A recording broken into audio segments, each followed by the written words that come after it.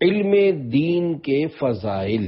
الحمدللہ رب العالمین والصلاة والسلام علی خاتم النبیین، اما بعد فاعوذ باللہ من الشیطان الرجیم، بسم اللہ الرحمن الرحیم۔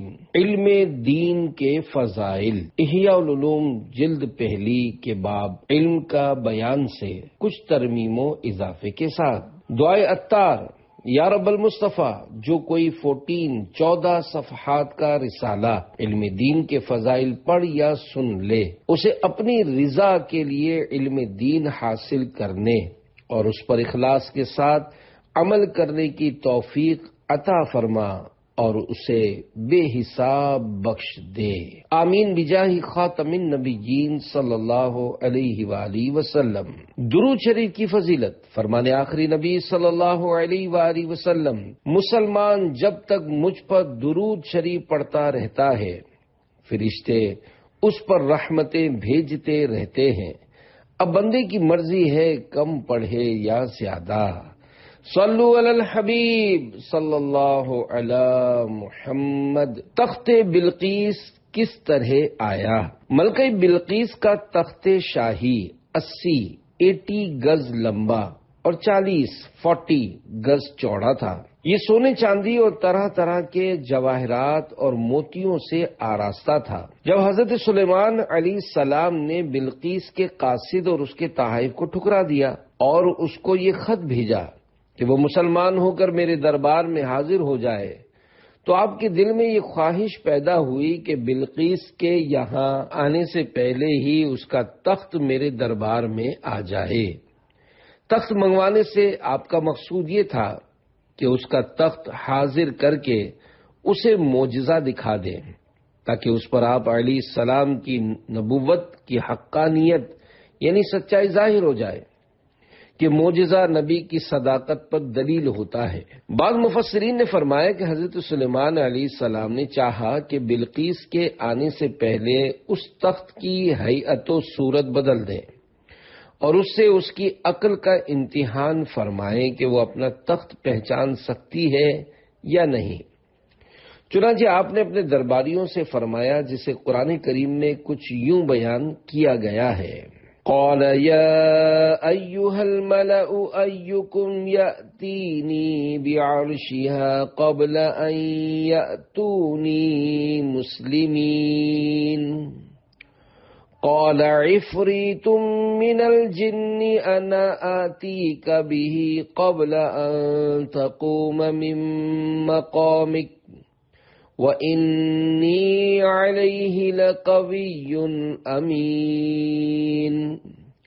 ترجمہ کنز العرفان۔ سلیمان نے فرمایا، اے درباریوں، تم میں کون ہے جو ان کے میرے پاس فرما بردار ہو کر آنے سے پہلے اس کا تخت میرے پاس لے آئے؟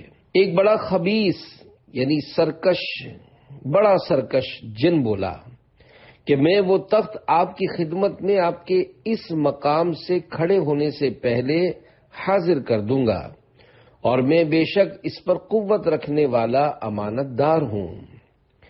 جن کا بیان سن کر حضرت سلیمان علیہ السلام نے فرمایا، میں یہ چاہتا ہوں کہ اس سے بھی جلد وہ تخت میرے دربار میں آ جائے۔ یہ سن کر آپ کے وزیر حضرت آصف بن برخیہ رحمت اللہ علیہ، جو اس میں آدم جانتے تھے اور ایک با کرامت ولی تھے، انہوں نے حضرت سلیمان علیہ السلام سے عرض کیا، جس کا قرآن کریم میں کچھ یوں بیان ہے۔ پارہ 19 سورۃ النمل، آیت نمبر 40، آیت نمبر 40۔ قال الذي عنده علم من الكتاب أنا آتيك به قبل أن يرتد إليك طرفك۔ ترجمہ کنز العرفان۔ اس نے عرض کی، جس کے پاس کتاب کا علم تھا کہ میں اسے آپ کی بارگاہ میں آپ کے پلک جھپکنے سے پہلے لے آؤں گا۔ حضرت آصف بن برخیہ رحمت اللہ علیہ نے روحانی قوت سے بلقیس کے تخت کو ملک سبا سے بیت المقدس تک حضرت سلیمان علیہ السلام کے محل میں کھینچ لیا اور وہ تخت زمین کے نیچے نیچے چل کر لمحہ بھر میں ایک دم حضرت سلیمان علیہ السلام کی کرسی کے قریب نمودار ہو گیا۔ اللہ رب العزت کی ان پر رحمت ہو اور ان کے صدقے ہماری بے حساب مغفرت ہو، آمین بجاہ خاتم النبیین صلی اللہ علیہ وآلہ وسلم۔ صلو علی الحبیب صلی اللہ علی محمد۔ پیارے پیارے اسلامی بھائیوں، جہاں اس واقعے میں حضرت آصف بن برقیہ رحمۃ اللہ علیہ کی کرامت کا بیان ہے، وہیں قرآن کریم میں آپ کے با کمال ہونے کی خصوصیت علم بیان ہوئی۔ علم دین بڑی افضل عبادت ہے، جیسا کہ حضرت عبداللہ بن مبارک رحمۃ اللہ علیہ سے پوچھا گیا کہ انسان کون ہے؟ فرمایا علماء۔ پھر پوچھا گیا بادشاہ کون ہے؟ فرمایا پرہیزگار۔ پھر پوچھا گیا گھٹیا لوگ کون ہیں؟ فرمایا جو دین کے بدلے دنیا حاصل کرتے ہیں۔ امام محمد بن محمد غزالی رحمۃ اللہ علیہ اس قول کے تحت فرماتے ہیں، حضرت عبداللہ بن مبارک رحمۃ اللہ علیہ نے غیر عالم کو انسانوں میں شمار نہ کیا، کیونکہ علم ہی وہ خصوصیت ہے جس کی وجہ سے انسان تمام جانوروں سے ممتاز ہوتے ہیں۔ لہذا انسان اس وصف کے ذریعے انسان ہے جس کے باعث اسے عزت حاصل ہوتی ہے۔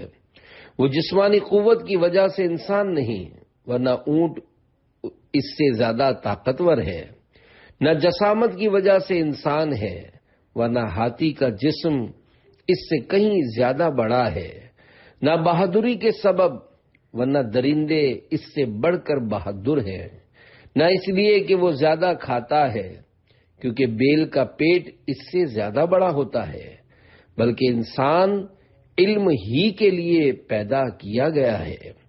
اللہ پاک قرآن کریم پارہ 20 سورۃ العنکبوت آیت نمبر 43 میں ارشاد فرماتا ہے، وَتِلْكَ الْأَمْثَالُ نَضْرِبُهَا لِلنَّاسِ وَمَا يَعْقِلُهَا إِلَّا الْعَالِمُونَ۔ ترجمہ کنز العرفان۔ اور یہ مثالیں ہیں جنہیں ہم لوگوں کے لیے بیان فرماتے ہیں اور انہیں علماء ہی سمجھتے ہیں۔ دین کا ستون حدیث پاک میں ہے، اللہ پاک کی کوئی عبادت ایسی نہیں کی گئی جو دین کی سمجھ بوجھ حاصل کرنے سے افضل ہو، اور ایک فقیہ یعنی عالم شیطان پر 1000 عبادت گزاروں سے زیادہ بھاری ہے۔ ہر چیز کا ایک ستون ہوتا ہے، اور اس دین کا ستون فقہ ہے۔ ایک اور حدیث پاک میں ہے، 2 خصلتیں ایسی ہیں جو کسی منافق میں نہیں ہوتی، حسن اخلاق اور دین کی سمجھ بوجھ۔ عالم دین کا معیار۔ امام غزالی رحمۃ اللہ علیہ فرماتے ہیں، اس حدیث میں فقہ سے مراد وہ نہیں جو تم سمجھتے ہو۔ فقیہ کا کم سے کم درجہ یہ ہے کہ وہ اس بات کا یقین رکھے کہ آخرت دنیا سے بہتر ہے، اور اگر اس پر اس بات کی معرفت سچی اور غالب ہوگی تو اس کی برکت سے وہ نفاق اور ریا سے پاک ہو جائے گا۔ لقمان حکیم کی وصیت۔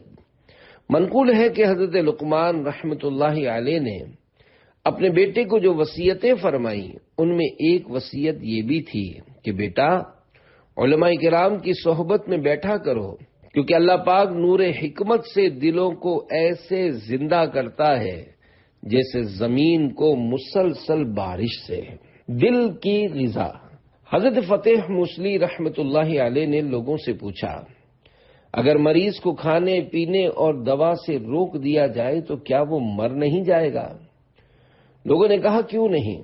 فرمایا دل کا بھی یہی معاملہ ہے کہ اگر 3 دن تک اس سے علم و حکمت کو دور رکھا جائے تو وہ مردہ ہو جاتا ہے۔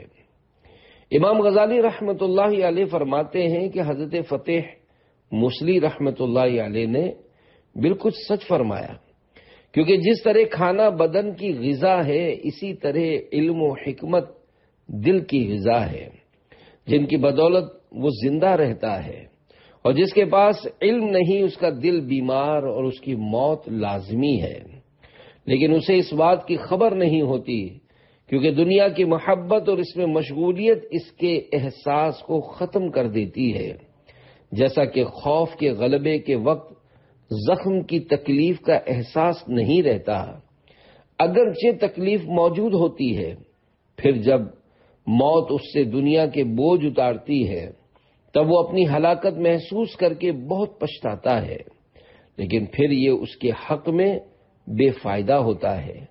یہ ایسے ہے جیسے مدہوش کو نشے اور خوف کی حالت میں لگے زخموں کا احساس اس وقت ہوتا ہے جب اسے خوف اور نشے سے نجات ملتی ہے۔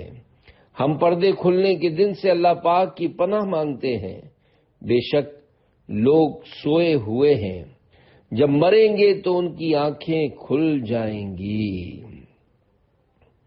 عیب دنیا میں تو نے چھپائے، حشر میں بھی نہ اب آنچ آئے، آہ نامہ میرا کھل رہا ہے، یا خدا تجھ سے میری دعا ہے۔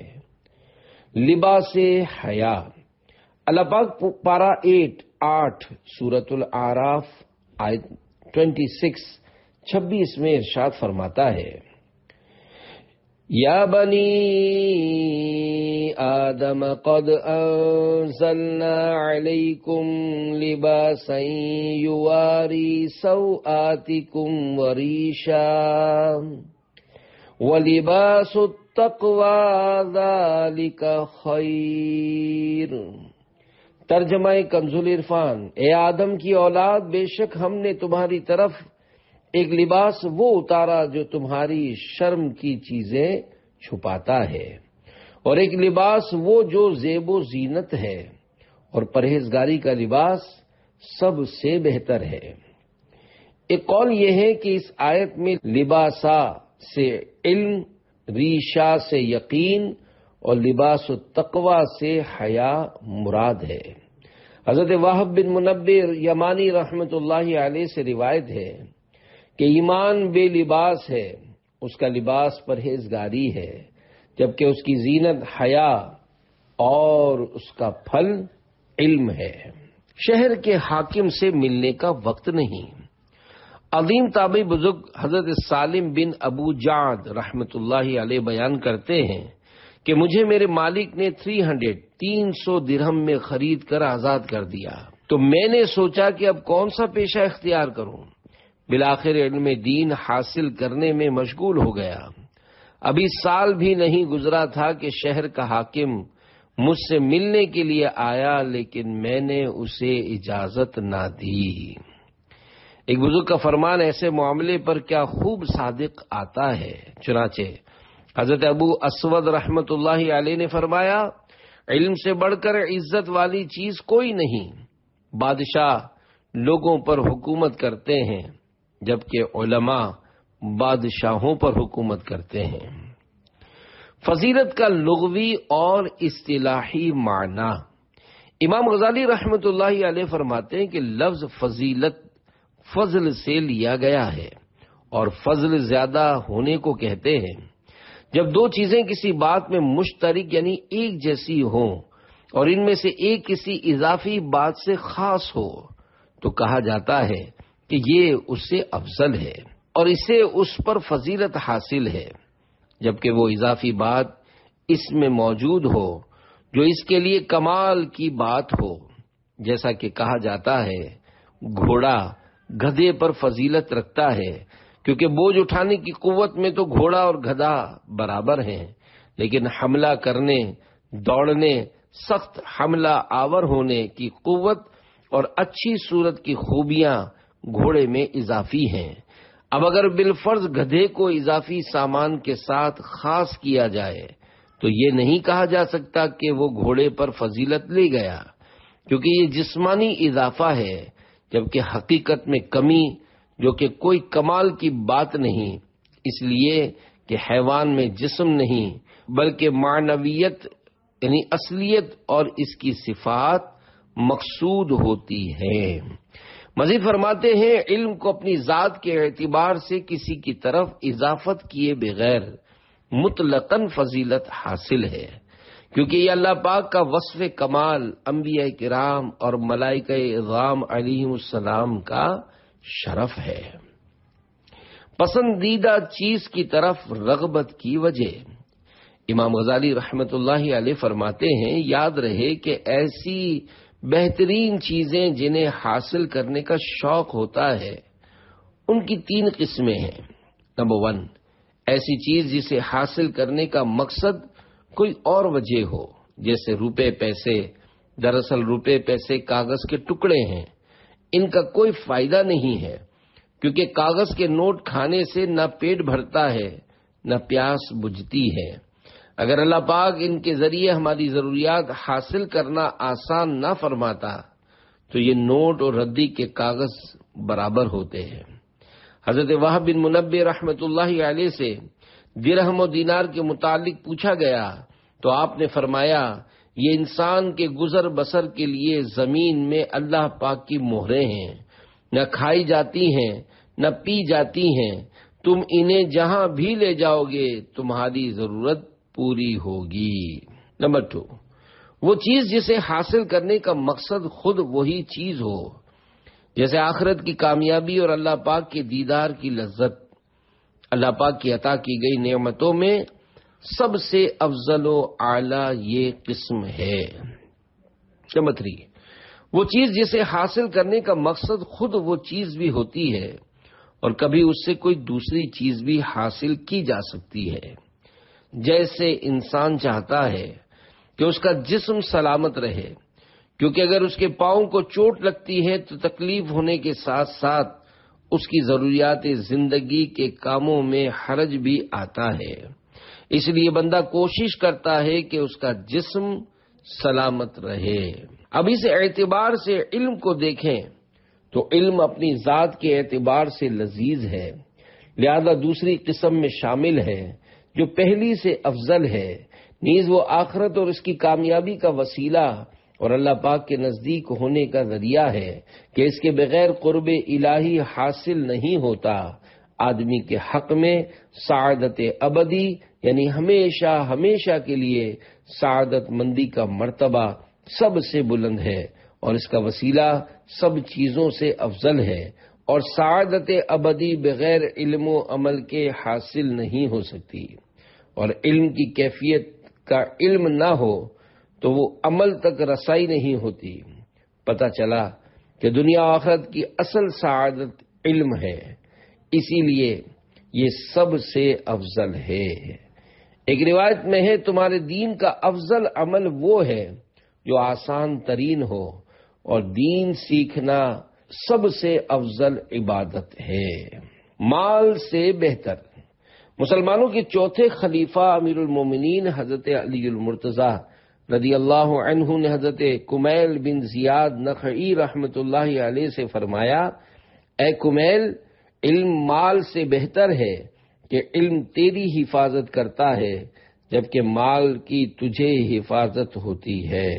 علم حاکم ہے اور مال محکوم، مال خرچ کرنے سے گھٹتا ہے جبکہ علم خرچ کرنے سے بڑھتا ہے۔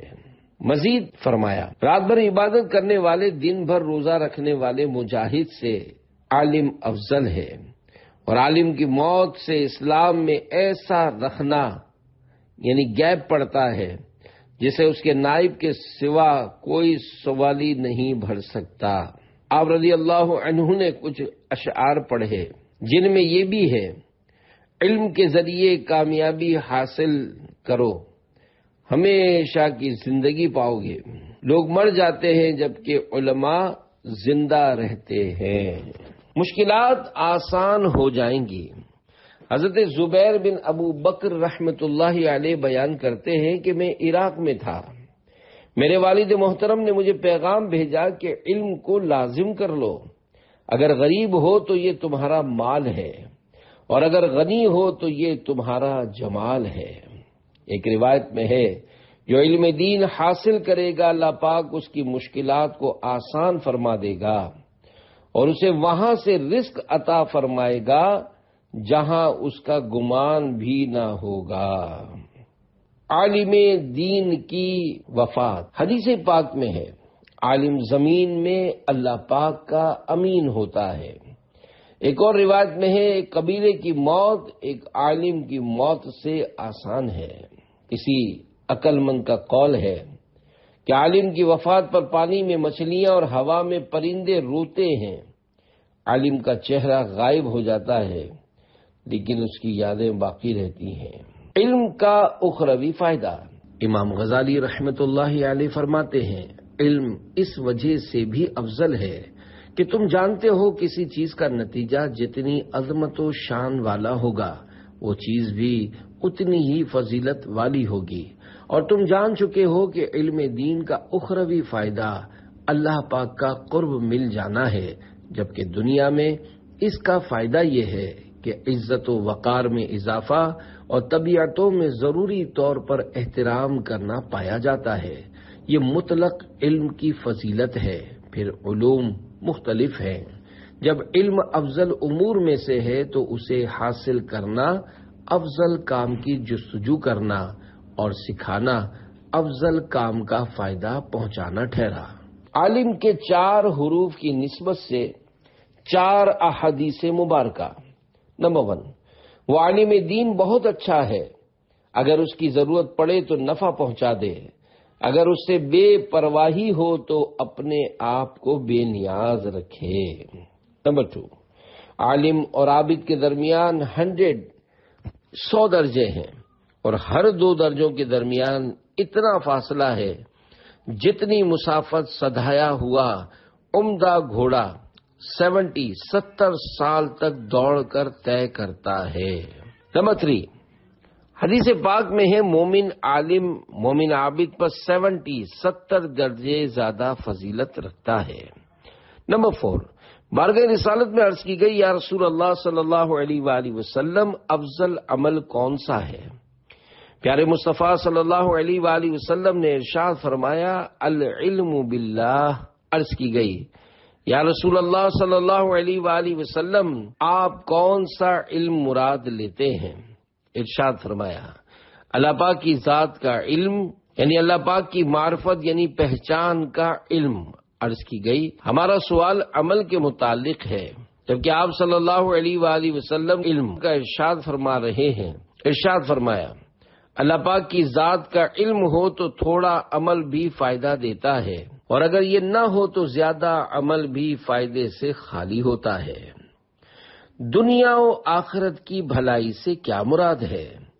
عظیم تابعی بزرگ حضرت حسن بصری رحمت اللہ علیہ اس ارشاد باری تعالی، پارہ 2 سورہ بقرہ، آیت نمبر 201، ربنا آتنا فی الدنیا حسنۃ وفی الآخرۃ حسنۃ وقنا عذاب النار۔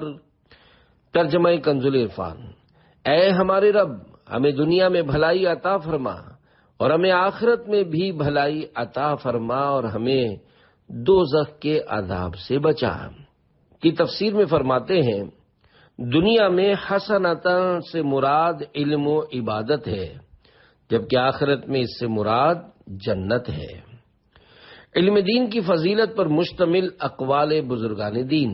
نمبر 1، مسلمانوں کے دوسرے خلیفہ امیر المومنین حضرت عمر فاروق رضی اللہ عنہ نے فرمایا، اے لوگو، تم پر علم حاصل کرنا لازم ہے، بے شک اللہ پاک کی ایک چادر محبت ہے، اور جو علم کا ایک باب حاصل کر لیتا ہے اللہ پاک اسے وہ چادر پہنا دیتا ہے۔ نمبر 2، حضرت عبداللہ بن مسعود رضی اللہ عنہ نے فرمایا، علم سیکھو اس سے پہلے کہ اٹھا لیا جائے، اور علم کا اٹھایا جانا یہ ہے کہ علماء وفات پا جائیں گے۔ اس ذات کی قسم جس کے قبضے قدرت میں میری جان ہے، راہ خدا میں مارے جانے والے شہداء جب علماء کا مقام دیکھیں گے تو تمنا کریں گے کہ کاش انہیں بھی عالم اٹھایا جاتا۔ کوئی بھی عالم پیدا نہیں ہوتا علم سیکھنے سے ہی آتا ہے۔ نمبر 3، حضرت عبداللہ بن عباس رضی اللہ عنہما نے فرمایا، رات میں کچھ دیر علم کی تکرار کرنا مجھے ساری رات شب بیداری سے زیادہ محبوب ہے۔ اسی طرح حضرت ابو ہریرہ رضی اللہ عنہ اور حضرت امام احمد بن حنبل رحمۃ اللہ علیہ سے بھی منقول ہے۔ نمبر 4، حضرت حسن بصری رحمۃ اللہ علیہ فرماتے ہیں، علماء کی سیاہی کا شہداء کے خون سے وزن کیا جائے گا، تو علماء کی سیاہی شہداء کے خون سے بھاری ہوگی۔ نمبر 5، حضرت احنف رحمۃ اللہ علیہ کا قول ہے کہ جلد ہی علماء مالک بن جائیں گے، اور ہر اس عزت کا انجام ذلت ہوتا ہے جسے علم سے مضبوط نہ کیا جائے۔ نمبر 6، حضرت امام شافعی رحمۃ اللہ علیہ نے فرمایا، علم کی عظمت کا اندازہ اس بات سے لگایا جا سکتا ہے کہ جس کی طرف یہ منسوب ہو خواہ چھوٹی سی بات میں تو وہ خوش ہوتا ہے، اور جس سے اسے اٹھا لیا جاتا ہے وہ رنجیدہ ہوتا ہے۔ نمبر 7، ایک عالم کا قول ہے کہ کاش مجھے معلوم ہو جائے کہ جسے علم نہیں ملا اسے کیا ملا، اور جسے علم ملا اسے کیا نہیں ملا۔ نمبر 8، کسی عقل مند سے پوچھا گیا کہ کون سی چیزیں جمع کرنی چاہیے؟ جواب دیا، وہ چیزیں کہ جب تمہاری کشتی ڈوب جائے تو وہ تمہارے ساتھ تیرنے لگے، یعنی علم۔ بعض نے کہا کشتی کے غرق ہونے سے مراد موت کے ذریعے بدن کا ہلاک ہونا ہے۔ نمبر 9، کہا گیا ہے کہ جو حکمت کو لگام بنا لیتا ہے لوگ اسے امام بنا لیتے ہیں، اور جو حکمت کو سمجھ لیتا ہے لوگ اسے عزت کی نگاہ سے دیکھتے ہیں۔ علم سیکھنے سکھانے کی فضیلت۔ ایک بار حضور صلی اللہ علیہ وآلہ وسلم اپنے حجرہ مبارکہ سے مسجد میں تشریف لائے تو 2 حلقے سجے ہوئے تھے، ایک قرآن مجید پڑھ رہا تھا اور اللہ پاک سے دعا مانگ رہا تھا، جبکہ دوسرا علم سیکھنے سکھانے میں مشغول تھا۔ فرمایا، دونوں بھلائی پر ہیں، یہ لوگ قرآن کی تلاوت اور اللہ پاک سے دعا کر رہے ہیں، اللہ پاک چاہے تو انہیں عطا کرے نہ کرے، اور یہ لوگ علم سیکھنے سکھانے میں مشغول ہیں، اور بے شک میں معلم بنا کر بھیجا گیا ہوں۔ پھر آپ صلی اللہ علیہ وآلہ وسلم وہیں تشریف فرما ہوئے۔